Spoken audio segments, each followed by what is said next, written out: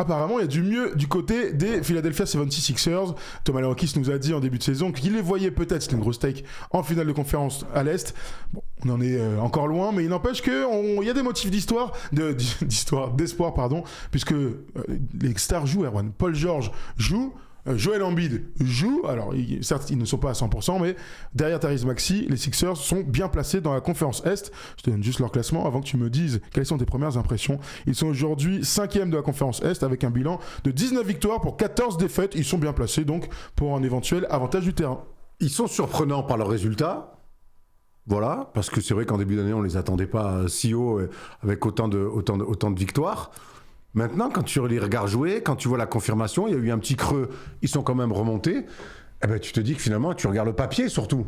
Le papier, et tu te dis, en fait, c'est normal, quasi normal. Alors après, quand tu regardes la construction de cette équipe et la nouvelle hiérarchie, bon, ils ont 2 lieutenants qui s'appellent Joel Embiid et Paul George, c'est peut-être les lieutenants les plus chers de l'histoire, oui. Mais bon, c'est pas rentable, financièrement, sauf si tu es en finale. Il n'empêche que les mecs sont là, et tant qu'à faire, faut faire avec eux. Et c'est ce qu'ils arrivent à faire, c'est ce que Nick Nurse arrive à faire. Le grand changement, c'est l'attitude pour moi de Joel Embiid. On sait que Tyrese Maxey, encore une fois, au début, on lui a promis un petit peu de temps de jeu, il a pris le rôle de 3e option, on lui a promis le rôle de 3e option l'année d'après, il est devenu 2, et ainsi de suite. Donc on sait que c'est un gourmand, c'est le 3e meilleur scoreur de la ligue, c'est un pétard ambulant, il met un rythme, un jus, attitude, sourire, smile, bravo.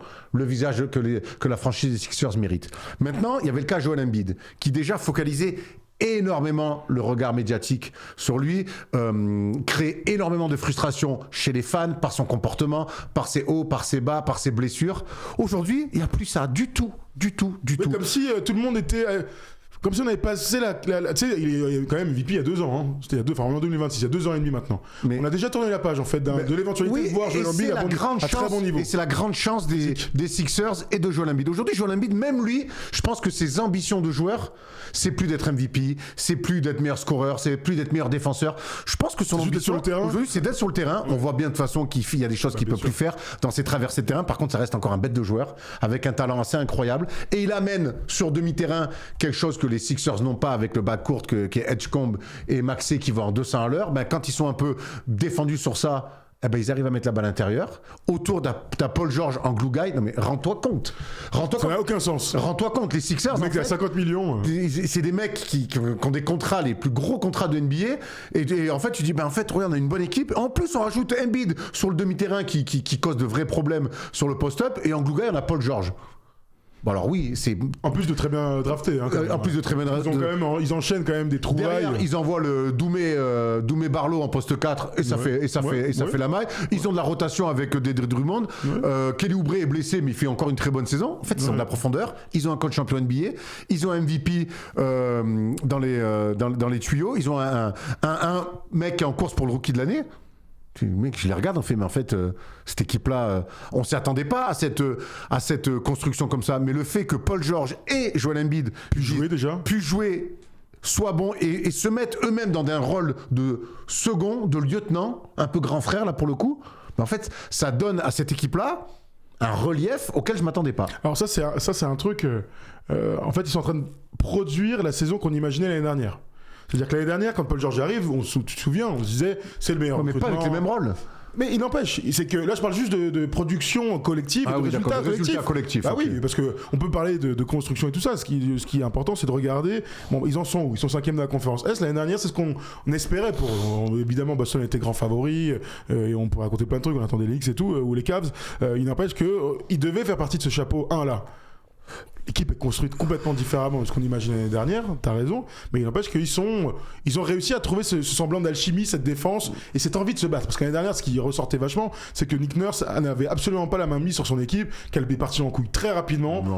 Que ce soit la faute des uns ou des autres, mais il avait aucun impact, il n'a eu aucun impact l'année dernière sur son équipe. Là, il a complètement récupéré la main mise et le contrôle de son équipe. Complètement, et je pense que commencer la saison sans Joel Embiid et Paul George, ça les a aidés là-dedans. C'est bizarre ça pour le coup. Ouais, mais parce que normalement tu te crées ensemble. Oui, mais Paul George, tu te souviens, il s'est blessé. Oui, mais tu vois, il s'est blessé au training camp au tout début et donc ils ont retardé son arrivée. En fait, ils étaient dans l'année dernière. Je suis désolé, l'attitude.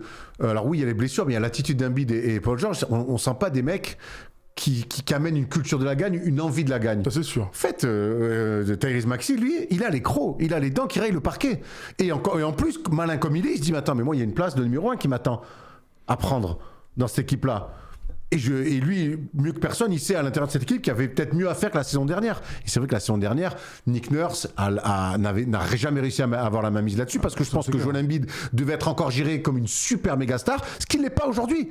Mais que ça soit dans la franchise des Sixers et médiatiquement. Ça, tu crois vraiment à ça? Oui.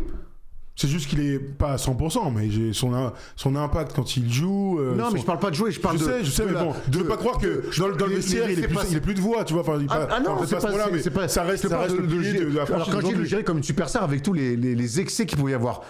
Moi, l'année dernière, j'ai parlé avec Gershon et il y avait le vestiaire, il était un peu curieux. Il éclaté. Il y avait beaucoup de gens sur leur téléphone après les matchs, tout ça et tout.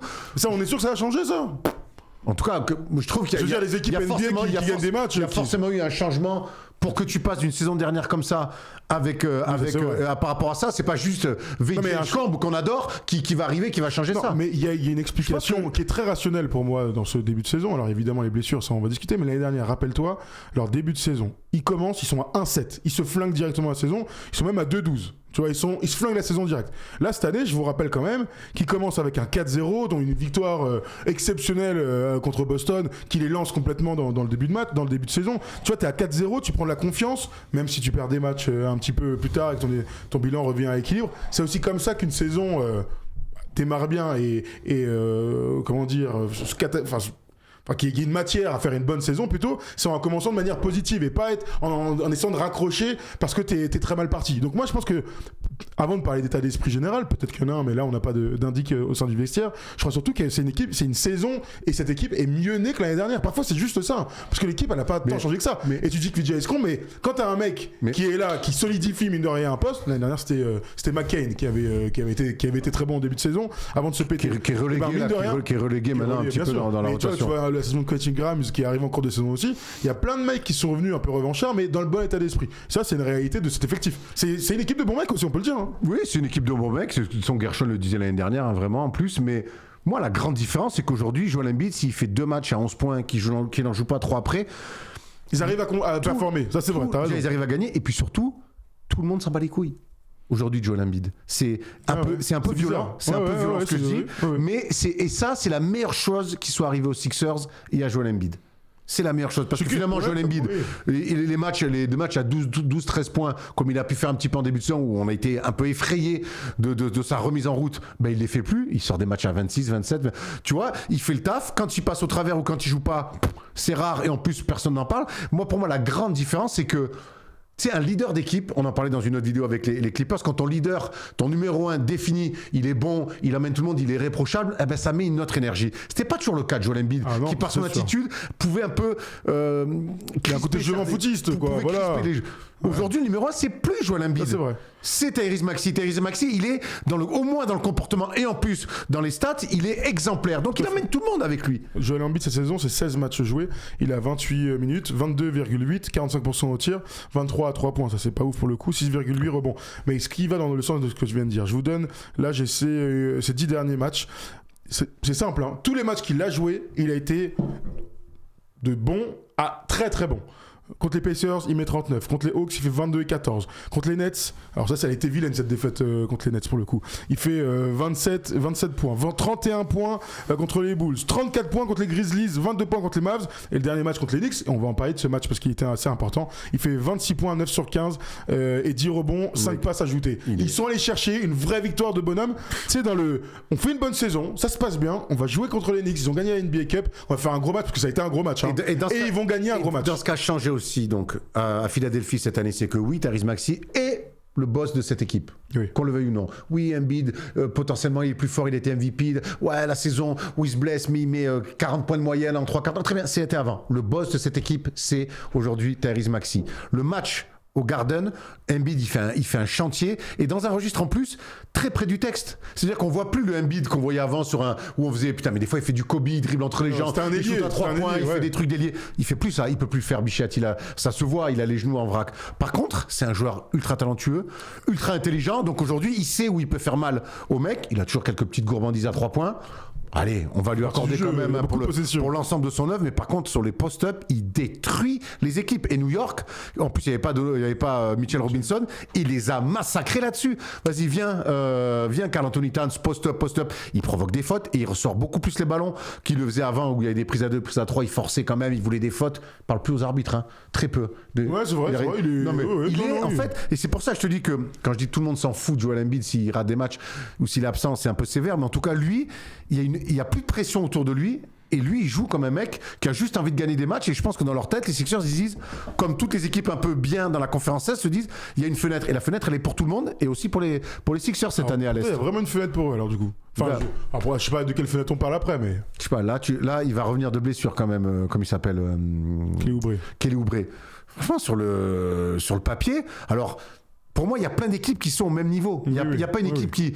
Tu vois, Détroit, ils sont allés gagner une très belle victoire hier du côté de Cleveland, mais ils ont un petit peu. Ils ont un peu galéré, ils ont un petit peu pioché. Cleveland, j'y crois pas une seconde, honnêtement, il faut arrêter. Je me prépare une sortie, je vous préviens, sur Donovan Mitchell. Soyez prêts, les amis. Non, donc en fait, Orlando, ils sont loin du compte. New York, pour moi, n'est pas assez rayonnant encore. En fait, qu'est-ce qu'ils ont envie à d'autres ? Le fait que leur mec soit jamais là quand il faut et tout le temps blessé, quand même. Ils sont de plus en plus là. Paul George enchaîne les matchs. On est le 5 janvier. Dans ce cas-là, on dit jamais rien. Non, mais si, on dit tout ce que tu as dit là, et puis à la fin, on dit personne ne croit réellement au fait que Joel Embiid puisse performer dans les matchs de playoff, rassure-moi. Mais le problème, avec ce physique-là, la grande différence, moi, quand je le vois comme ça, sur du cercle à cercle, proche du cercle, pas sauter. sur du poste. Il peut pas sauter, le mec. Mais ce que je veux te dire, c'est qu'il y a quand même différent entre la saison régulière et la post-season, franchement, faut se dire. Parce que qui sont en playoff dans le top 6 ? Là, s'ils le font pas, franchement, ce serait une catastrophe. Là, avec ce qu'ils ont montré sur les 2 premiers mois, je serais très déçu qu'ils n'aillent pas au bout. Donc, admettons, on n'a même pas encore parlé de Paul George, on en parle dans un instant. C'est une bonne équipe de basket, il n'y a rien à dire. Tout ce que tu viens de dire, c'est très bien. Ok. Bon, maintenant, quand on va jouer le vrai basket avec l'arbitrage. Mais contre qui ça reste les playoffs. Rien contre les Knicks ou contre ce que tu veux, mais ils s'en fichent. On s'en fiche. C'est juste qui aura en face, de quelle manière on joue au basket. Là, c'est la saison régulière et Joel Embiid, il a toujours détruit la saison régulière, quel que soit son état physique. On a toujours vu ce qui se passait ensuite en playoff, malheureusement. Et là, je vois un gars qui est. À combien tu estimes son potentiel physique aujourd'hui ? Pour moi, il a 60%. Ah oui ? Voilà. Oui, 60%. Un mec qui peut pas courir, qui peut pas défendre, parce qu'il n'y a plus de dissuasion. Hein. Mais attends, on parle de l'utilisation d'Embiid. Je peux te dire que quand il n'est pas là, il galope comme des fous. Alors en playoff, évidemment qu'on va moins courir. Et puis sur demi-terrain, moi je te le dis, il s'écarte moins, il s'éparpille beaucoup moins. Il provoque des fautes. Il est très près du cercle. Donc dans un basket de saison régulière, franchement, non, parce que depuis tout à l'heure, on est très positif et c'est normal de l'être. Regarde, ça fait. On parle de Joel Embiid quand même. Je te trouve très sévère. Ah non, je te trouve très, très, très optimiste sur Joel Embiid. Justement, on parle de Joel Embiid, malheureusement. Joel Embiid, l'année dernière, on a fait une vidéo, on a dit c'est fini. C'est fini. On a dit c'est fini. Ah oui, c'est fini. Moi, j'ai pas changé mon avis sur ça, malheureusement. Son corps, là, je vois ce gars-là courir. J'ai peur sur. Il y a quoi ? Il y a moins d'une semaine, là, il y a une action où il se tient le genou. Je me dis, ça y est. C'est-à-dire qu'à chaque match, comme Anthony Davis, à chaque match, je me dis, il peut se faire un truc assez grave pour le voir out. Joel Embiid, c'est fini à 100%. Joel Embiid, c'est fini à 100% en course pour le MVP pendant 3-4 saisons affilées. Ça, c'est fini. Mais là, moi, je parle pas de ça. Maintenant, dans son rôle à lui, où je pense qu'il arrive à se gérer et qu'il se rapproche sur des choses. Il fait moins de choses, mais il les fait peut-être mieux. On le verra pas au printemps. Tu crois vraiment qu'il va pouvoir tenir comme ça avec cette manière de jouer ? Je sais pas. En tout cas, pour l'instant, moi, je le vois jouer. Je vois aussi le retour de Paul George, qui est un grand blessé. Je vois des mecs qui arrivent à jouer ensemble. Je vois des mecs qui arrivent à gagner. Je vois un rookie très fort. Je vois un mec qui est en train de prendre le pouvoir, qui a déjà pris même le pouvoir et qui est 3e meilleur score de la ligue. Avec un coach champion NBA. Alors, quels sont les éléments négatifs alors du coup, parce que là, j'entends rien de négatif. Non, mais tu vois, quels sont les éléments négatifs ? Et je remets ça évidemment dans le contexte de la conférence Est. Aujourd'hui, d'accord, j'ai bien compris. Pour moi, Détroit n'est pas imbattable. New York n'est pas imbattable. Les Cavs sont pas imbattables. Milwaukee, je t'en parle même pas. Il y a bien une équipe qui va sortir de ça quand même. Oui, certes. Il y a même 2 équipes qui vont la finale de conf. Il y a 2 équipes qui vont. Ils vont pas faire 0-0, toi. Il y a un mec qui va passer. Il y a bien une équipe qui va se révéler. Non mais d'accord, mais laquelle ? Et pourquoi pas eux alors en fait ? Alors pourquoi pas eux ? Parce que moi, vraiment, je comptais sur une équipe où les 2 premiers salaires de l'effectif, je sais pas si d'ailleurs. C'est les 2e et 3e options. C'est les mecs les plus blessés les dernières années et les mecs les moins fiables de playoff. Je trouve ça osé, je dis juste ça. Moi, je pense qu'ils sont loin des Knicks sur une série de playoff. Loin des Knicks. Pas en termes de talent. en termes de combativité, expérience de l'effectif, de qui restera sur le terrain à la fin du match. Et les Knicks ont souffert de ça de nombreuses années, évidemment, mais j'ai beaucoup moins de doutes sur les Knicks être capables d'enchaîner les efforts sur 2 mois et demi de playoff. Moi, là, aujourd'hui, et franchement, on a été très positif, et c'est normal. Ils me font kiffer. Le match d'hier, là, il m'a fait kiffer contre New York, vraiment, c'était avant-hier. Maintenant, quand je me projette, je me dis, comme contre les Clippers, franchement, je vais dire la même chose. Je vais dire, ouais, mais je sais comment ça va terminer. Ça va terminer en frustration. Les gens vont être énervés. On ne sait pas pourquoi, mais ils vont être énervés. Est-ce que tu n'arrives pas à changer ta vision juste sur le rôle? Et après, il faut qu'on parle de Paul George un peu, Tom. C'est ton rôle. On va aller ouvrir Paul George, on peut en parler de 5 minutes. Ça va rien changer à notre histoire. Est-ce que le rôle, l'importance de Joel Embiid, quand Joel Embiid, les années d'avant, était pas bon en playoff, tu pouvais rien espérer. Cette année, c'est pas pareil. Mais là, Joel Embiid, je parle même pas de son niveau. Je parle du fait qu'il soit sur le terrain au printemps. Ah, mais là, après, mon gars. Mais non, pas après. C'est Madame Irma, en fait. Mais non. T'es en train de me dire. Mais non, c'est pas. Madame Irma, c'est pas ça. Contre les Knicks, il était sur le terrain avec une jambe et un œil. Mais il était. Tyrese Maxey sera blessé au printemps. Ça, c'est Madame Irma. Joel Embiid ne sera pas à 100%, voire sera pas sur le terrain en playoff. Pardon, c'est juste l'expérience qui prouve, encore une fois. L'expérience nous dit que. Mais oui. Non, vraiment. Mais je vais dire quelques commentaires quand même avant d'accueillir un auditeur qui va pouvoir en discuter tranquillement avec nous. Voilà, je lis quelques commentaires. No One nous dit 60%, mais il défend plus comme avant. Désolé, mais défensivement, cette équipe contre les équipes physiques de la conférence Est en playoff, ils vont chialer. Sévère sur la défense de Embiid. Ah ouais. Il peut plus sauter, il peut plus rien faire. Non mais encore une fois, remettons dans le contexte. Mais quel contexte? On parle du basket mondial là. Le contexte des matchs que je regarde. Okay, c'est Nikola Vucevic alors. Frérot, je pense qu'aujourd'hui je préfère Vucevic que Joel Embiid, ouais. Joel Embiid il peut plus bouger. Mais c'est pas grave. Il joue comme Adam Bonas, c'est un athlète magnifique. André Drummond maintenant c'est devenu un shooter, c'est Brook Lopez. Je comprends plus rien à ce qui se passe. Il découpe des ballons quand même dans le corner. Oui, mais il en met. Attends, le match il en met 5 là. Encore une fois. Je parle de pouvoir bouger latéralement. Soyons meilleurs. C'est pas honnêtement. C'est quoi meilleur? Aujourd'hui. Il est blessé le mec. Oh la vache. Non, il est pas blessé, il joue en ce moment. Soyons honnêtes sur. Évidemment que il est plus en cause pour être meilleur défenseur de l'année. C'est pas devenu un trou noir en défense. Eh bien, je vous invite tous à regarder les prochains matchs des Sixers. Moi j'ai regardé moi aussi. Et moi mon avis sur Joel Embiid, c'est qu'aujourd'hui Joel Embiid était un des meilleurs défenseurs sur son poste les dernières années, il y a pas de souci. Aujourd'hui, avec ses problèmes physiques, lorsque je me projette sur les playoffs, je pense que il ne pourra pas jouer. Il ne pourra pas jouer dans un basket où les gens courent en fait et jouent physique. Écoute, on va en playoff on court moins, mais on va enregistrer ça et on en reparlera en playoff. Pas avec Tyrese Maxey à la main, hein. On va dire ça l'année dernière. Mais pour moi, il y a 2 ans contre les Knicks. La culture de l'ADN de cette équipe-là, c'est de cavaler. Avec Edgecombe et Maxime, même quand ils encaissent un panier, il y a de la relance. Kelly Oubre, vraiment beaucoup de relance. McCain, tout ça. Mais c'est aussi quand ils arrivent à aller sur demi-terrain. Et là, Embiid, tu le vois, il fait plus les efforts de courir. Oui, parce qu'il peut plus. Par contre, sur demi-terrain, dès qu'il a la balle, c'est ou passe D, ou faute provoquer, ou 2 points. Bon, c'est pas rien, quoi. Tout à fait. Qui a dit le contraire? Mais moi je te dis que son statut, le fait qu'aujourd'hui il y ait beaucoup moins d'attente, qu'il y ait beaucoup moins de pression autour de cette équipe-là, ça va laisser son corps tranquille. C'est un game changer, mais je pense que peut-être qu'il aura moins de pression. Le jour où Joel Embiid jouera 40 matchs, parce que la saison régulière durera 40 matchs, je pourrais aller dans ce sens-là. Okay. Là, il y a 82 matchs à jouer. On verra. Déjà qu'il soit là à la fin de la saison, en espérant qu'ils soient tous en playoff. On va accueillir notre éditeur, j'ai oublié son nom. Comment il s'appelle, Tam? C'est Léon qui nous a appelé. Léon. Salut Léon, est-ce que tu nous appelles? Est-ce que tu vas bien, pardon? Bonne année, mon ami. Salut Léon, est-ce que tu nous entends? Salut Léon, ça va? Le professionnel. Il nous appelle de Bruxelles. Ah. Allô? Oui, tu nous entends? Ouais, je vous entends nickel. T'as pas raté nos 2 bonnes blagues là quand même. Il faut que Alors, on nous dit peut-être que tu écoutes en live. Il faut que tu nous écoutes via ton ordinateur, pas vis-à-vis du live. Yes, j'ai coupé mon live normalement. Est-ce que tout le monde entend? Moi, je t'entends très bien. Dès qu'il parle, je l'entends. Tu nous entends? Ouais, je vous entends nickel. Allez, vas-y, on voit. On repassera pour les blagues. Moi, Vas-y, je voulais commencer par dresser un premier constat en rendant hommage à Paul George. Je trouve que défensivement, il a fait passer un cap à cette équipe. Et j'ai bien aimé Jacques Monclar qui l'a comparé à Nico Batum, un petit peu le glue guy de l'équipe. Il s'est mis en retrait, 4e option. Et si on regarde pas son contrat, c'est l'un des meilleurs joueurs de l'équipe. Après, Embiid, comme vous avez dit, il est plus en bonne forme, mais pour moi, c'est sa meilleure forme depuis 2 ans, où même sans être ultra dominant, il va prendre les espaces, il va quand même faire des courses, et grâce à lui, depuis son retour depuis 5 matchs, ça permet à Edgecombe notamment de scorer, il est à plus de 20 points de moyenne sur les 5 derniers matchs. Après, je vois aussi une marge de progression avec Kelly Oubre qui n'est pas là depuis 2 mois, Trendon Watford non plus, alors qu'il avait montré des très belles choses. et Jared McCain qui est toujours pas en forme.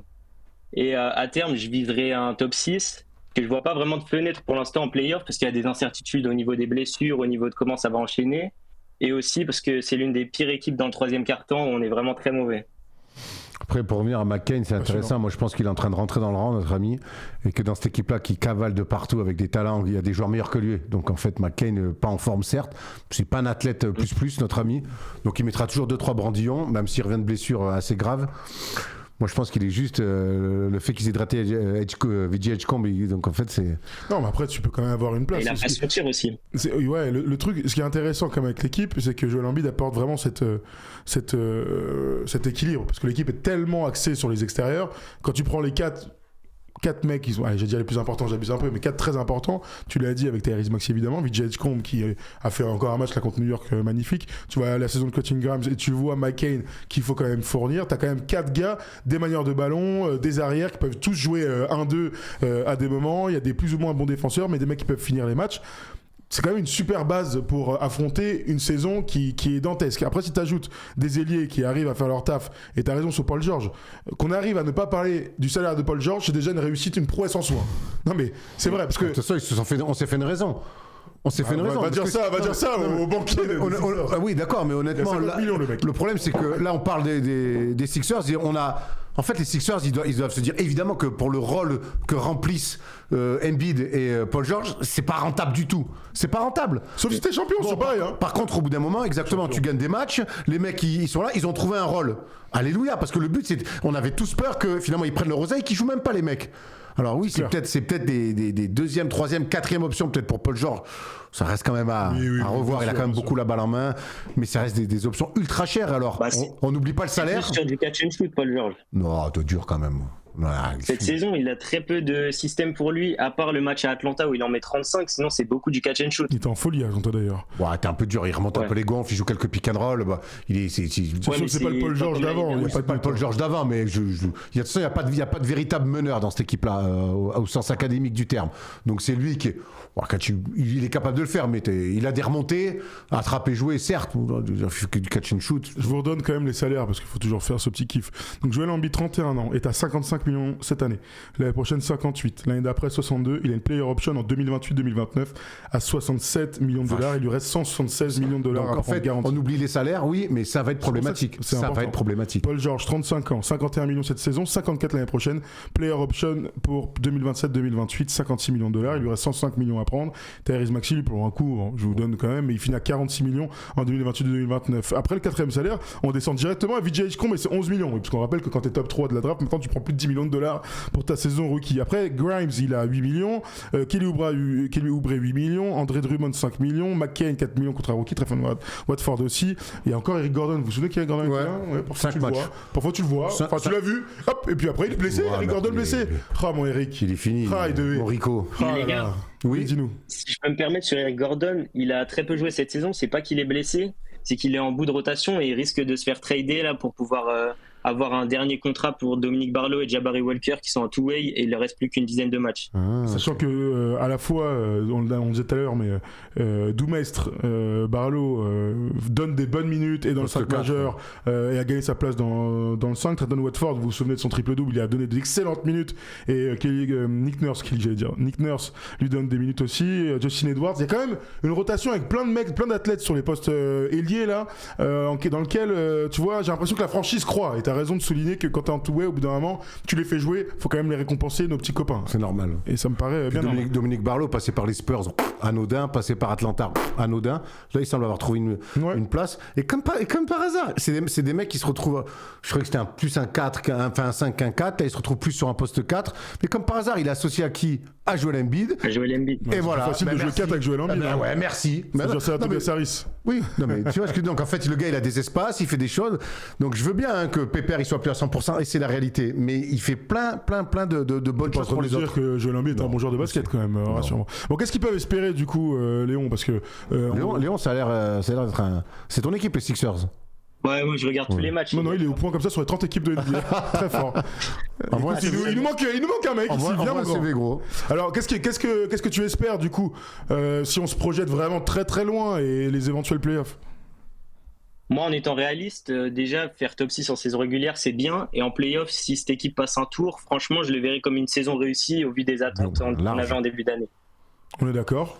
Mais bon, Est-ce que t'as pas l'impression, Mais bon. Léon, que cette année, les playoffs à l'Est, ça risque d'être un concours d'upset? Ouais, mais c'est tellement ouvert que, imaginons qu'au deuxième tour, tu prennes Détroit et tu te fais sortir direct. Et même au premier tour, si tu tapes un Miami en forme ou quelque chose comme ça, en fait, on est sûr de rien. Ça peut très bien aller en finale de conf, comme ça peut sortir au premier tour. That's my point. Donc j'essaye C'est d'être ce que un je peu dis. nuancé. C'est qu'en fait, moi, je les vois se faire sortir au premier tour, comme je les vois potentiellement avoir une fenêtre pour la finale de conf. Tu me dis, tu joues Ouais, c'est Miami. Moi, demain, il y a une série de playoffs Miami-Philly. Je pense que je mets. c'est plutôt 50-50 qu'autre chose. Hein. Ouais, mais c'est 50-50, mais je vais dire plutôt 50, allez, 55-45. 50-50, mais plutôt 50 pour Philly. Quoi. Je mettrais plus une pièce sur Philly, tu vois, par Tu exemple. vois, si on fait une photo à l'heure actuelle, Détroit est premier, joue contre Cleveland. J'enlève le pays, bien sûr. New York, Miami, 2-7. Boston, qui est troisième de la conférence Est, jouerait contre Orlando. Il y a des belles séries à voir. Et donc, on serait sur, si la photo finish serait comme ça, Toronto, avantage du terrain face à Philadelphie. Oui, on est d'accord pour dire qu'il y a moyen de passer. Mais pour les deux équipes, tu vois, c'est ça le truc. Alors là, C'est clair, il y a avantage elles sont toutes, oui, t'as mais raison. Philly-Toronto, avantage Philly large quand Oui, même. quand même. Enfin, je sais pas, dites-moi dans le. Oui. Ouais, oui. Mais en fait, Oui. c'est pour ça que Mais avantage, c'est pas dire que tu passes. Hein. quand on parle de toutes ces équipes de l'Est, en bien, en mal, faut toujours tout remettre dans ce contexte de la conférence Est où on a l'impression qu'il y a quasiment 6 équipes qui peuvent prétendre à se dire on a peut-être une chance d'aller en finale de conf. Mais en général, quand on se dit ça, ceux qui retombent sur leurs pieds, c'est toujours les équipes qui ont l'habitude de ça. Donc on verra un Mais New qui a- York-Boston par exemple. Qui a l'habitude? New York, Boston. New York, ils l'ont fait une fois en 20 ans. New York, Boston, Mais ils sortent. Indiana. Non mais, Indiana, non, mais je te prends les dernières années, Erwan. Je t'apprends que Indiana, qui pour le coup l'a fait 2 fois sur les dernières années, n'y sera pas. Mais tu me dis quelles équipes ont l'habitude. Je te cite 3 équipes. Ouais. Donc, si là aujourd'hui je devais, et j'ai parlé de tanking pour Boston, hein, si je devais parier de l'argent sur qui va en finale de conf, je serais capable d'aller sur Boston, New York. Tu vois, là, quand vous êtes en struggle, vous êtes sur vos basiques, sur le socle qui vous a amené jusque là où Même vous si, êtes. même si cette année, on a vu beaucoup de surprises. Tout à fait. Les 2 fois Tout à fait. d'Indiana, mais alors du coup c'est de la récurrence, mais c'est une surprise. Oui. Les 2 fois de Minnesota de l'autre côté, c'est une Oui, surprise parce aussi. qu'ils sont arrivés avec leur bagage, Eh oui. leur expérience. Bon, tu dis quoi alors admettons, on est en playoff, là, ils vont jusqu'où, cher Léon? Actuellement, bah là, on est sur une dynamique positive, mais au vu des absences qu'il y a, moi, je reste quand même second tour. Ouais, ok. Parce Passer que la déjà un finale tour de de playoff. conf, dans le process, c'est du jamais vu, et si on y va cette année, c'est vraiment exceptionnel. Mais tu Dallas verras, l'a fait il y a 2 l'histoire- ans. Hein. Tu verras, l'histoire, elle peut être tellement. L'autre, on lui casse plus les couilles, plus personne n'est sur ses côtes, il fait plus les gros titres, il est libéré. Tu vas voir que c'est cette année-là qu'ils vont finir en finale de conf. Alors ça, tu y crois ça, Léon? Parce que c'est vrai qu'il va de mieux en mieux. Ça se voit sur le terrain, il bouge de mieux en mieux, il n'y a pas de doute. De là à imaginer qu'il soit capable de survivre aux 6 prochains mois de basket, tu crois à ça, Léon? On parle évidemment de Joel Embiid. Hein. Bah, si il arrive à enchaîner les matchs comme ça, ben là, je vois comme par exemple ce soir contre Denver avec tous les absents, on aurait dû le mettre au repos. On va tirer un peu dessus. Je sais que sa cheville, elle va pas très bien. Mais en playoff, si on enchaîne tous les 2 jours comme ça, j'ai quand même un peu de doute. Mais rien que par sa présence, même s'il n'est pas tellement dangereux, en fait, ça crée tellement d'espace qu'il faut qu'il soit là. Et quand il est là, on est vraiment 10 fois plus fort. J'ai hâte de voir du load management. Il va jouer que les matchs à domicile. On va rien comprendre en playoff, Joel Embiid. On va Ouais, bien mais rigoler. Hein. Tu vois, quand il y a une époque, que si on avait fait ça à la grande époque d'Embiid, tout le monde aurait crié au scandale. Là, tu vas faire du load management sur Embiid et personne ne va rien dire parce qu'on s'en bat les couilles. Ouais, sauf les gens qui payent leur place quand même dans le stade. Hein. C'est quand même eux qui font marcher la machine à cash. Merci Léon de nous avoir appelé. C'était passionnant d'avoir ton avis d'expert sur les Sixers. Clairement. Merci Léon. Merci les gars, bah, je vous suis tous les jours, j'étudie, je veux être journaliste sportif plus tard, j'ai créé mon média, donc je vous suis à fond. Bah écoute, n'hésite pas à bon nous envoyer courage un à petit toi, message, qu'on regarde un peu ça. C'est un truc sur les Sixers? Ah merci. Non, c'est un truc globalement sur la NBA, je suis à 20 000 sur Insta et j'essaye de travailler un peu. Comment Et ça s'appelle? alors Comment ça s'appelle? Dis-nous, on va te faire un peu Fais-toi en direct. un peu. Ça s'appelle Zik-NBA. Ah, Et bah, là, je je vois- suis en terminale les gars, je suis encore un peu loin, mais on travaille. Ah oui, putain, les mecs, la relève, elle arrive fort. Hein. Tom, tu peux nous mettre, s'il te plaît, à l'antenne le compte de notre ami Léon, qui donc s'appelle Zik NBA. Je t'ai évidemment déjà vu passer. T'es en terminale quoi? Terminale générale les gars, je travaille bien, j'ai des bonnes notes. Continue, mon grand. Et des très bonnes C'est quoi le problème avec les mecs T'es qui pas sont en pas allés en STT? général? C'est quoi les mecs qui sont pas allés en général, gros? Moi, Non, je non, suis, moi, je suis déjà journaliste sportif, hein, gros, respecte-moi. Regarde, de bêtises. Je t'embête. Et les gars, si je peux me permettre, dimanche pour le basket français, on est à Orléans, nous, et on a vendu, en 15 minutes, on a vendu 10 000 places pour le Centrico face à Blois. Ça va être un super match. On a vendu 10 000 places en 15 minutes. Donc on parle d'Elite 2 bien sûr, Ouais. donc il y a un gros match. Ouais. Pas avec Jaco, pourquoi tu dis on a vendu, tu es bénévole ou en tout Parce cas tu que bosses avec le je suis à club? Orléans, il faut représenter un petit peu. Ah, L'Orléanais is back in the game. il faut qu'il remonte. Quelle belle salle, Faut qu'il regarde-moi remonte, ça. faut qu'il remonte. Il faut monter Orléans pour découvrir ça dans l'élite. Ce serait quand même cool. Mais la Pro B, Ouais, faut l'élite 2 revenir, maintenant, faut comme on mettre un dit, jour. est une division exceptionnelle. Il y a que des bêtes de stade, il y a des belles équipes. Ça fait kiffer. Ça fait kiffer. Ah, c'est pas la Pro B que j'ai connue. Hein. C'est pas la Pro B. Mon gars. Ah bon la Pro B il y a 15-20 ans là c'était Ouah, je dis, ah ouais. c'était- ah, là c'était- ils font des salles, Je croyais des que la trucs seconde- carrés, il y a des Ouais. spectateurs Je partout. croyais que la Seconde Guerre mondiale était finie. En fait, non, en Pro B, elle a continué longtemps. Hein. Oh là là là là là là, les déplacements Oh la vache. à Épinal. On embrasse tout à fait. Tous les gens. Comment ça s'appelle? À Aix-Maurienne, mon gars. Aiguebelle, la salle. Alors qu'à Orléans ou à Blois, regarde, Ah ouais. c'est des super salles. Bon, merci en tout cas, Léon. Et puis, on se croisera à l'occasion, j'espère, dans les différentes salles de basket, de l'élite Merci 2. les gars. Merci à toi. Avec Salut plaisir. Léon et bravo pour ce que tu fais. Merci, bonne soirée. Ciao, ciao. Salut. Merci. Il y a quelqu'un qui a. Bref, En terminale, bravo. il y a des mecs qui se bougent. Hein. Ouais. La terminale, c'est loin pour nous. Surtout la fin de la vidéo. Il y a Donc, 3 ans. voilà. Ouais, c'est ça. Allez, Sixers, saison enfin lancée, vous nous dites hein, si vous les imaginez. Allez loin comme Erwan en playoff. Mais non, le titre c'est pas ce que peut-être. je dis, c'est pas ce que je Première depuis Dr. J. Tu es très mauvais. Allez, bisous. Salut.